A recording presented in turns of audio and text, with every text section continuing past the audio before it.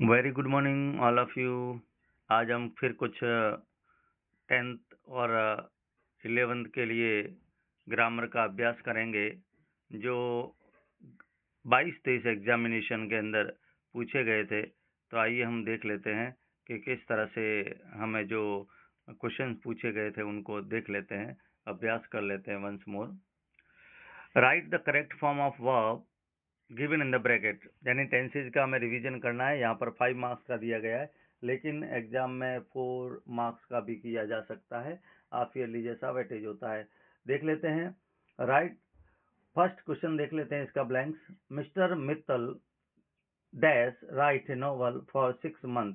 यहाँ पर हमें एडवर्ब दिया गया है। कौन सा एडवर्ब दिया गया? इस सेंटेंस को सॉल्व करने के लिए हम यहाँ पर देखेंगे कि फॉर 6 मंथ है, वह यहाँ में टाइम पीरियड दिया गया है, और जहाँ टाइम पीरियड दिया गया है और दूसरे कोई टेंस या टाइम का हमारे पास में हिंट नहीं है, तो present continuous, present perfect continuous से भरेंगे।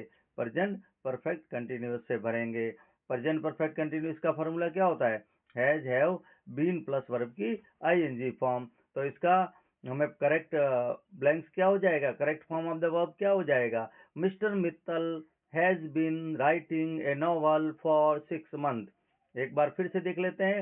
हमने यहाँ प्रेजेंट परफेक्ट कंटिन्यू इसलिए भरा है कि फॉर 6 मंथ है, वो यहाँ टाइम पीरियड दिया गया है। चलो नेक्स्ट में चलते हैं। C dash job last year live.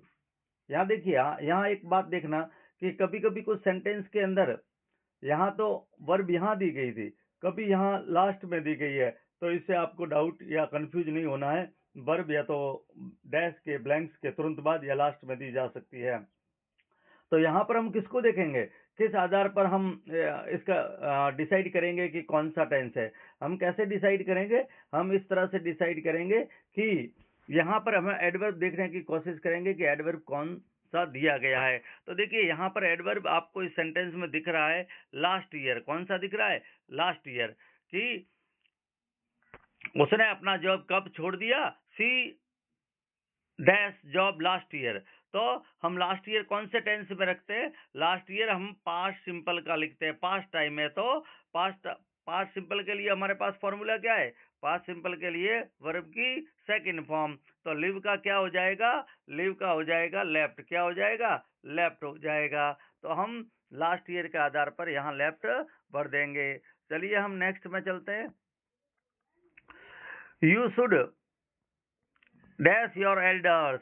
अब यहाँ पर हमने एक वीडियो में ये भी डाला है कि शुड एक प्रकार का मॉडल है, और मॉडल के बाद में हमेशा वर्ब की कौन सी फॉर्म आती है? मॉडल के बाद में हमेशा वर्ब की फर्स्ट फॉर्म ही आएगी। तो you should respect your Elder. देखने में ऐसा लगता है पता नहीं इसका क्या होगा या हम क्या भरेंगे, लेकिन वेरी सिंपल रूल। यहाँ पर कहीं एडवर्ब नहीं दिया है, यहाँ पर शुड डाल दिया गया है, तो वेरी सिंपल रूल, हम फर्स्ट फॉर्म में रेस्पेक्ट का रेस्पेक्ट डाल देंगे। नेक्स्ट क्या है देख लेते हैं। I do not dash know he want. अब यहाँ पर देखिए, ही वॉन्ट्स क्या है? ही वॉन्ट्स प्रेजेंट है। इसका मतलब ये तय हो गया हम कौन से टेंस में चल रहे हैं? हम प्रेजेंट में चल रहे हैं। तो प्रेजेंट के साथ में अमूमन, नॉर्मली, जनरली हम देखते हैं या तो प्रेजेंट बैठेगा या कंडीशनल है तो फ्यूचर बैठेगा। लेकिन यहाँ पर पहले से इसने दे दिया, देखो, आई डू नॉट नो, तो आई डू नॉट नो आ गया। इसका मतलब वर्ब की फर्स्ट फॉर्म आएगी। प्रेजेंट सिंपल का इन्होंने हिंट दे दिया है, तो यहाँ पर प्रेजेंट सिंपल कंटिन्यू है। और ये क्या कर रहा है? यहाँ ये ऑब्जेक्ट का, ये क्या है? यहाँ पर ऑब्जेक्ट का काम कर रहा है। आई डू नॉट नो या व्हाट ही वांट या ही वांट्स, तो यहाँ पर नो का नो ही आएगा, वर्ब की फर्स्ट फॉर्म आएगी। नेक्स्ट देख लेते हैं क्या लिखा है। इंडिया डैश गेट फ्रीडम इन 1947। यहाँ पर देखिए, यहाँ पर 1947 है, वो क्या दिया गया है? 1947 है, वो एक पास्ट टाइम दिया गया। क्या दिया गया है? पास्ट का टाइम दिया गया है। पास्ट का टाइम है तो वर्ब की कौन सी फॉर्म आती है? सेकंड फॉर्म आती है। तो गेट का क्या हो जाएगा? गॉट। भारत को आज़ादी 1947 में मिली। तो इस तरह से बिल्कुल इजी, लेकिन थोड़ा कभी कभी कंफ्यूजिंग सेंटेंस है, तो इनका रिवीजन हमने कर लिया। आगे और देखते हैं जहां पर हम मॉडल्स को देखेंगे। You dash not drive fast, there is a speed limit here. यहाँ पर लिमिट है वो मिस हो गया है, प्रिंट नहीं हुआ है, तो लिमिट हियर। यहाँ पर हम कौन सा मॉडल भरेंगे, देखिए, या मस्ट या सेल। तो हमें क्या, हमें जहाँ ट्रैफिक की बाध्यता होती है, पिछले वीडियो में भी हमने देखा था, या ऑब्लिगेशन होता है, वहाँ पर हम मस्ट का प्रयोग करते हैं। ऐसा नहीं करना चाहिए, you must not drive fast, तो डैश में हम मस्ट भरेंगे। अगले में देख लेते हैं, the student dash attend the class regularly. यहाँ पर कंपल्सरी, यहाँ पर देखो मॉडल तो नहीं दिया है लेकिन कंपल्सन दे दिया है, तो हम क्या करेंगे, स्टूडेंट के लिए क्या है, स्टूडेंट के लिए क्या कंपल्सरी है, स्टूडेंट के लिए क्या कंपल्सरी है, स्टूडेंट के लिए क्लास रेगुलर अटेंड करना बहुत जरूरी है। तो हम यहाँ पर कौन सा मॉडल लगा सकते हैं, यहाँ पर हम स्टूडेंट के लिए एक मॉरल ऑब्लिगेशन है, कंपल्सरी है, तो शुड लगाएंगे, student should attend the class regularly. यहाँ पर कुछ सिचुएशन में हम ज्यादा अगर बाध्यता है तो मस्ट भी लगा सकते हैं, लेकिन जनरली जहाँ मॉरल ऑब्लिगेशन, जहाँ उनकी ड्यूटी की बात आती है, वहां पर हम मस्ट और शुड दोनों में से यूज कर सकते हैं, जैसे situation. C dash speak English well. अब यहाँ पर एबिलिटी देखो, यहाँ मॉडल नहीं दिया, यहाँ एबिलिटी दी गई है। तो अब एबिलिटी के बारे में हम पिछले वीडियो में डिस्कस कर सकते कर लिया है कि एबिलिटी को बताने के लिए हम कैन का प्रयोग करते हैं। किसका, कैन का प्रयोग करते हैं। तो एबिलिटी के लिए हम कौन सा मॉडल भर लेंगे, कैन भर लेंगे। ठीक है, इसी प्रकार यहाँ नीचे कुछ और हम एक एक्सरसाइज जो शुड के बारे में दी गई है, डिटर्मिनर के बारे में दी गई है, उनको भी हम भर लेते हैं। किस तरह से ये भरे जाएंगे, देखिए, आइए हम देखते हैं। He is dash last candidate to be interviewed.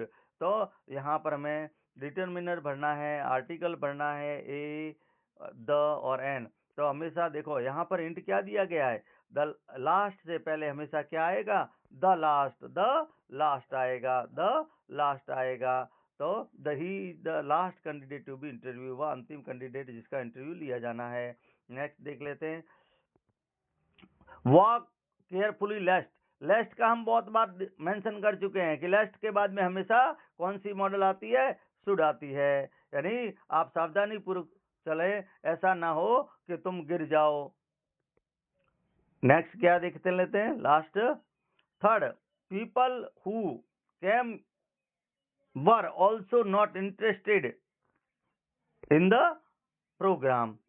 लोग जो यहाँ पर आए वो भी इस प्रोग्राम में इंटरेस्टेड नहीं थे। तो पीपल कैसे है, पीपल क्या है, काउंटेबल है या अनकाउंटेबल है, तो लोगों को हम गिन सकते हैं। इसलिए काउंटेबल के लिए हम कौन सा यूज करते हैं, फ्यू वाला। और द फ्यू क्यों आया, क्योंकि यहाँ आगे एडजेक्टिव दे दिया गया है, इसलिए आया कि द पीपल हु कैम वर, जो लोग आए प्रोग्राम में वो भी इंटरेस्टेड नहीं थे, तो द फ्यू आएगा क्योंकि काउंटेबल है। थैंक यू, आप अभ्यास करते रहिए। मैं अगले वीडियो में कुछ और राइटिंग के जो हमारे लेटर राइटिंग या दूसरी राइटिंग स्किल के हैं वो लेकर हम जरूर मिलते हैं। Thank you.